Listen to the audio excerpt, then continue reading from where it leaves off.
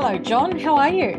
Good, Sadhana. How are you today? Very good. Now, we're here to talk about RiSE, but I want to start. You are the chair of the RiSE board and the organisation, but let's start from the very beginning, as we say. What is RiSE for those people watching this who don't know? Yeah, look, it's an interesting one. It's sort of like, where did you come from? Why do we exist? And I suppose it came out of a lot of people know the history in terms of the Christchurch massacre and what Chris Hanley did in relation to pulling the industry together, go over there and do something.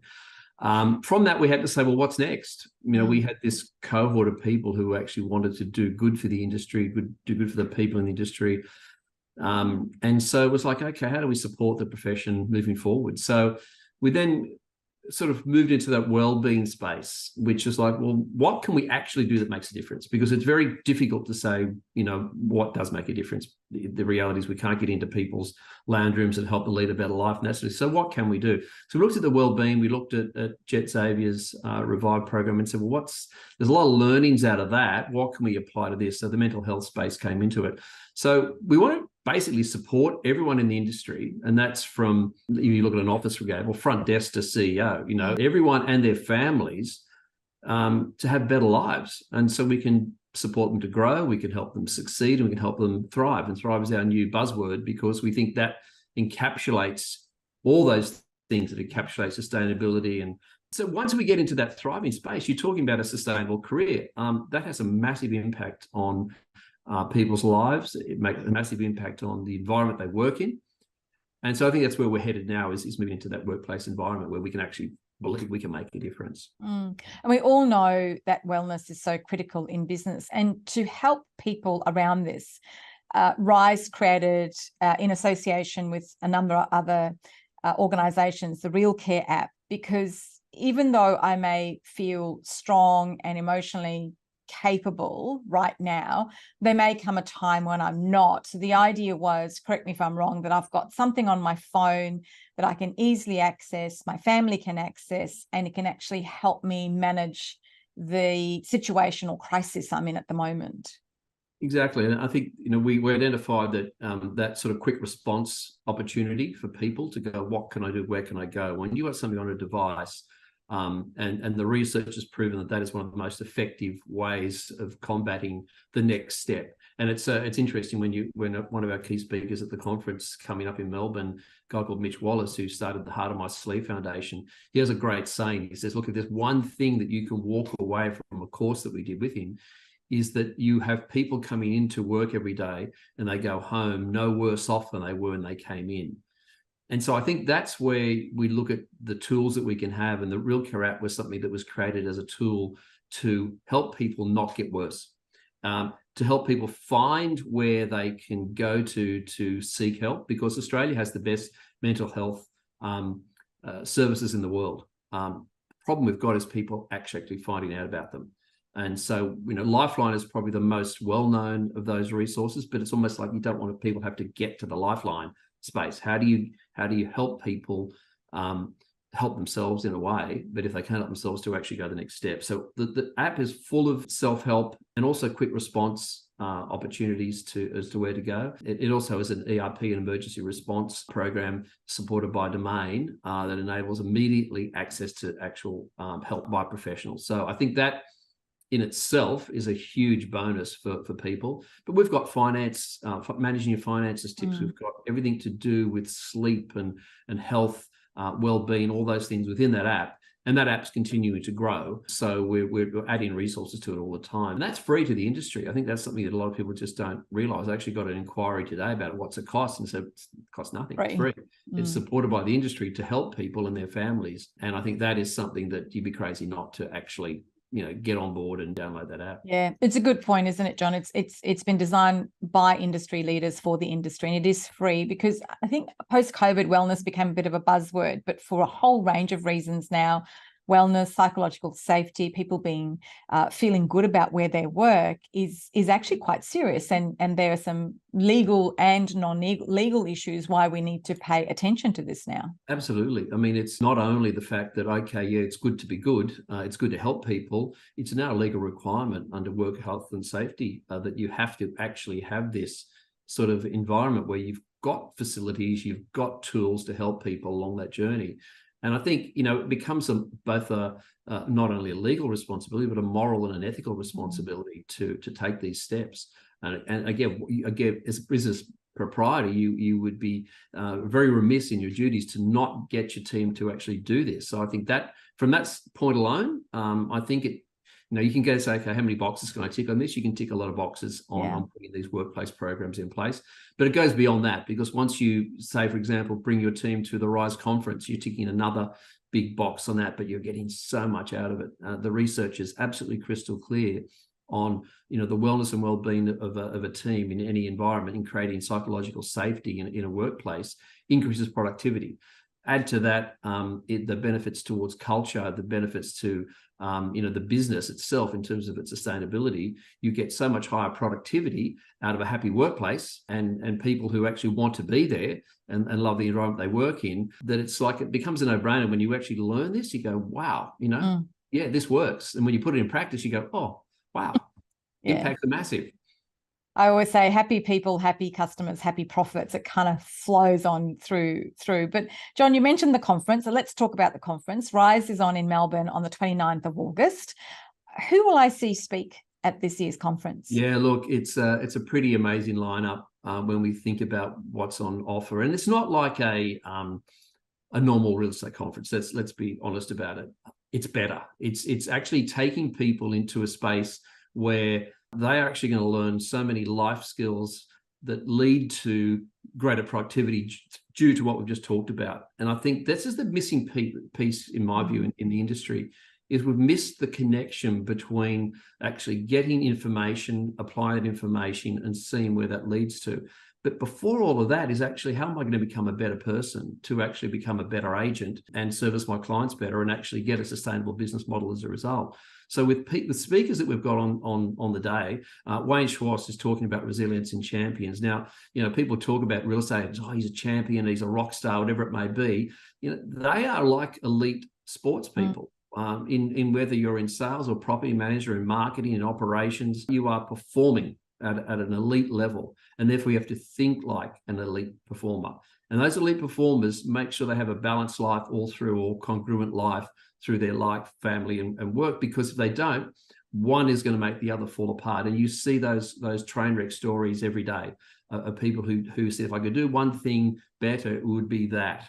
I would try and make all these things work together. We've got Shannon Thompson, a Womajarka woman here, to talk about here with purpose, having purpose in your life. And I think she's a great example of changing the dial on what she sees her purpose being. And I think that will be spoken of very highly at the end of that day, I'm sure. Mitch Wallace, as I mentioned, he's going to be talking about pretending is painful. And I think there's so much pretense in this industry. And I heard a great quote today, and I just thought it was so timely. And it's basically that, there's people tend to live two lives when, they really don't need to lead two lives. They can just live one life.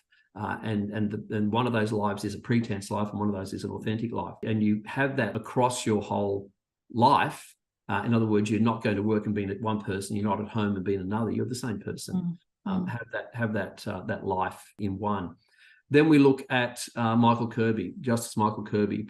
If you talk to any lawyer in Australia, he's the guy they put up on the pedestal. And the reason for that is he really understood through his career having a strong sense of self.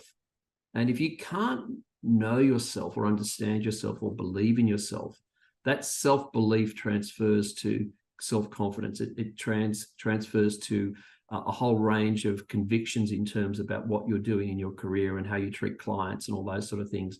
If you don't have that strong sense of self, or you're three different personalities trying to play a real estate career and a personal life and a family life, which we know a lot of people do, you'll never actually have fulfillment in your life. So again, that's one of our themes in terms of what we're trying to do, is have people have a thriving life, find fulfillment in what they're doing, and a sustainable career. And it all comes together in this strong sense of self. We've got Nazir Sabani making a world of difference. This guy cuts hair in the streets of Melbourne, and an incredible story. And I think that he helps shave and haircuts to the homeless and less fortunate in the streets of Melbourne. Inspirational, absolutely compassionate and generous person. And I think we've all got so much to learn from someone like this that is doing what we'd call discretionary effort. and discretionary effort, I've found in people who have thriving, successful, sustainable careers, discretionary effort's a massive part of that. And to round it all off in terms of our keynotes, Thomas Keneally, one of my favourite authors, but also awesome guy. He wanders up around Manly and up the North Head for a walk regularly. You bump into him. He's just and loves a chat. He's going to talk about the power of our words. No better person to talk about the power of our words, in my view, when you look at what he's written and how he's written things. You go back to the chant of Jimmy Blacksmith, Schindler's List, and The People's Train. Incredible books, and so much about dialogue and what we say involved in his stories. So the power of words, the power of language, what we choose to use, what we choose not to use, has a massive impact on our lives and our careers. So I think that's a great way to round that off. We've also got a number of industry people coming along as well. I'm looking forward to Drew Ginn from Marshall White talking about, he's going to be a really interesting thing. He's going to talk about things that he's applied in his sports life as an Olympian in the awesome foursome through to the real estate career he's now in. And a little bit like Wayne Schwartz, but it's actually applying it to real estate in a way that, okay, what is it? When he talks about putting your third 500 into gear, he talks about the triggers that trigger you on and the triggers that off. I mean, when I first saw Drew speak and heard him talk about that, it changed the way I worked with a lot of my team in terms of identifying triggers. And we talk about that so much now. So I think a lot of people get so much out of that. We've got Kathy Baker from New South Wales, who phenomenal person, absolutely amazing human being and a highly successful agent who has this incredible connection with clients and community in her team and what she does up on the Central Coast. I think that's going to be very uplifting as well. And a whole bunch of other people, I think, that are going to really put their stamp on people's lives, make a difference. People go away from these conferences saying, actually, this did change my life. Thank you. And what I like about it is that we've got non-real estate speakers, and then we've got a lovely mix of property management and sales. We haven't forgotten about any part of the business. No, and we've got a great property management session. Again, a very key component of this is because you talk about pressure and you talk about stress in people's lives, and moving the dial from people living in a stressful life to living in a joyful. But it's always pressured. But how do you actually change that? What's that space?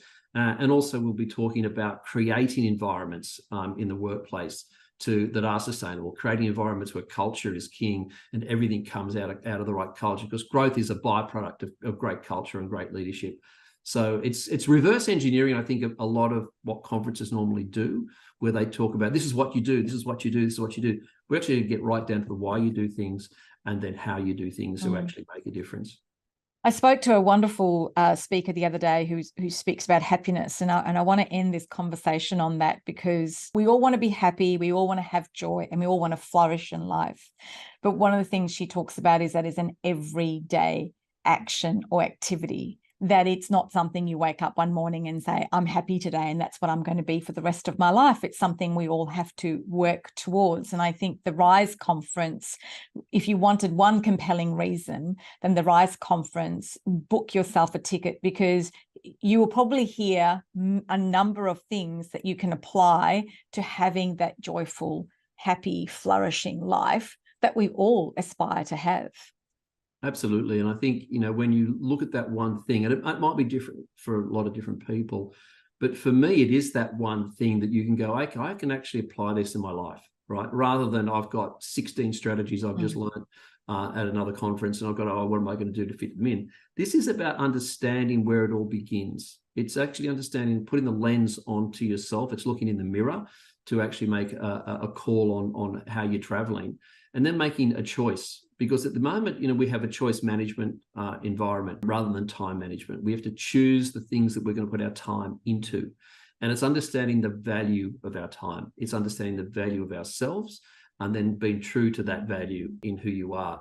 If you can come along to RiSE and you can grab that component, to me, you can start this journey in an entirely different way, because there is a different road to success in this industry. It's not the way that it's made out to be. It doesn't have to be the way it's at. I know some incredible people, highly successful, have thriving lives, great families, great holidays, all those things, no matter what part of the industry they're in, because they've made a choice to have that rather than thinking they've got to be someone they're not.